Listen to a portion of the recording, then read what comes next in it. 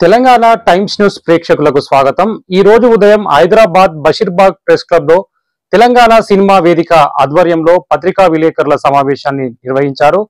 ఈ సమావేశానికి రాష్ట్ర గౌరవ అధ్యక్షుడు ప్రఫుల్ రామ్ రెడ్డి, రాష్ట్ర కన్వీనర్ లారా, కో కన్వీనర్ మోహన్ బైరాగి తదితరులు హాజరై ప్రసంగించారు। ఈ సందర్భంగా వారు మాట్లాడుతూ ఆంధ్ర సినిమాలకు గద్దర్ అవార్డులు ఇవ్వకూడదని హైకోర్టులో పిటిషన్ వేసినట్లు చెప్పారు।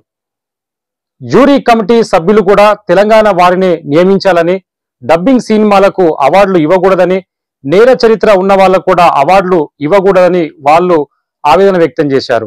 జ్యూరీ కమిటీలో తెలంగాణ వారు లేనందువల్ల తెలంగాణ నుండి తీయబడిన సినిమాలకు, కవులకు, గాయకులకు రావాల్సిన గుర్తింపు దక్కలేదని వారు ఆవేదన వ్యక్తం చేశారు। కాబట్టి ఈ కమిటీని వెంటనే ఆపివేయాలని, ఈ కమిటీలో తెలంగాణ వారిని జ్యూరీ కమిటీ సభ్యులుగా నియమించాలని వారు పిటిషన్లో పేర్కొన్నట్టు తెలియజేశారు। ఈ కార్యక్రమంలో జి రవి, టీసీవీ రాష్ట్ర నాయకులు చంద్రన్న, ప్రసాద్, సాయి కృష్ణ, కృష్ణస్వామి తదితరులు పాల్గొన్నారు। సినిమాలకు సంబంధం లేని వాళ్ళ జ్యూరీ కమిటీలో ఉండాలి, కానీ మురళీమోహన్ ఎవరు, జేసు ఎవరు, ఆంధ్ర వాళ్ళకి పెత్తనాలు అప్పచెప్పి తెలంగాణ సినిమాలకు అవార్డు ఇవ్వడం అంటే సిగ్గుచేటు రేవంత్ రెడ్డి। తెలంగాణ పరువు తీయకు, తెలంగాణ పరువును బజార్లో ఏకు అని చెప్తున్నాం మేము। కొట్లాడి మాట్లాడి తెగించి త్యాగాలు చేసి రక్త తర్పణ చేసి సాధించుకున్న ఈ 11-12 సంవత్సరాల తెలంగాణలో తెలంగాణ సినిమా రంగాన్ని ఆంధ్ర వాళ్ళకి తాకట్టు పెట్టడం అనేది సిగ్గుచేటు। ఇప్పటికైనా ఆలోచించమని మేము డిమాండ్ చేస్తా ఉన్నాం। వాళ్ళే జ్యూరీ కమిటీ, వాళ్ళే దానికి బాసులు, చైర్మన్లు, వాళ్ళ సినిమాలకు వాళ్ళే అవార్డులు ఇచ్చుకున్నారు।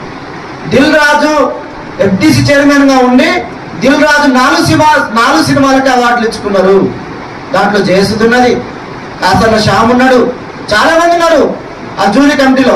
వాళ్ళ కమిటీలలో, ఆ జ్యూరీ సెలక్షన్ కమిటీలలో వాళ్ళ సినిమాలకు వాళ్ళే అవార్డులు ఇచ్చుకున్నారు। తెలంగాణ చిన్న సినిమాలకు అన్యాయం జరిగింది। 2014 నుంచి 2023 వరకు మేము ఆ అన్ని సినిమాలు చూస్తామన్నారు। 2000 సినిమాలు వచ్చినాయి, దాంట్లో 300కు పైగా తెలుగు సినిమాలు వచ్చినాయి। ఈ సినిమాలన్నీ మీరు చూసిండ్రా? దమ్ముంటే బహిర్గతం చేయమని డిమాండ్ చేస్తున్నాం మేము। జ్యూరీ కమిటీని సవాల్ చేస్తున్నాం, జ్యూరీ కమిటీని బహిరంగ విచారణకు సిద్ధంగా చెప్తున్నాం। మీకు నైతిక అర్హత లేదు, ఏం తెలిసాయా ఇడ్లీ సాంబార్ గోబ్యాక్ అన్నాం మేము। మా సంస్కృతి గురించి, మా సాంప్రదాయాల గురించి, మా కట్టు మా బొట్టు గురించి మీకు ఏం తెలుసు? మా సినిమాల గురించి తెలియని మీరు మా సినిమాలకు అవార్డులు ఇచ్చే అర్హత ఎక్కడిది? ఇది రేవంత్ రెడ్డి చాతగాని తరం నుంచి వచ్చిన కాదా ఇది? కాబట్టి చాలా లొసుగులు ఉన్నాయి। సినిమాలు ఏమాత్రం చూడలేదు, ఒకరో ఇద్దరు సినిమాలు చూసిండ్రు, సంతకాలు పెట్టిండ్రు, సెలెక్షన్ చేసిండ్రు, ఫైనల్ చేసిండ్రు, అంతే తప్ప ఏం లేదు। రెండోది, వాళ్ళ జ్యూరీ కమిటీలో వాళ్ళు ఇచ్చిన ఏదైతే రూల్స్ అండ్ రెగ్యులేషన్స్ ఉన్నాయో వాళ్ళు అతిక్రమించిండ్రు।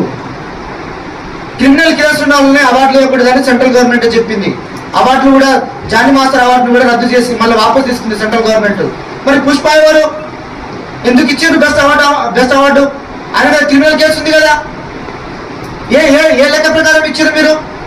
రీమేక్ సినిమాలకు కూడా అవార్డులు ఇవ్వకూడదని ఉంది సెంట్రల్ గవర్నమెంట్। ప్రేమ చూపులు తమిళ రీమేక్, ఆ సినిమాకి ఎట్లా అవార్డులు ఇచ్చారు మీరు? సెంట్రల్ గవర్నమెంట్ సినిమాలకి, రీమేక్ సినిమాలకు అవార్డులు ఇవ్వకూడదు అని చెప్పింది। అలాగే దేశంలో పౌరసత్వం ఉన్న వాళ్ళు నిర్మించే సినిమాలకి అవార్డులు ఇవ్వాలని ఉంది, కానీ సినిమాలకు కూడా ఈ తెలంగాణలో అవార్డులు ఎట్లు ఇస్తారు? సిగ్గుచెట్టు కాకపోతే।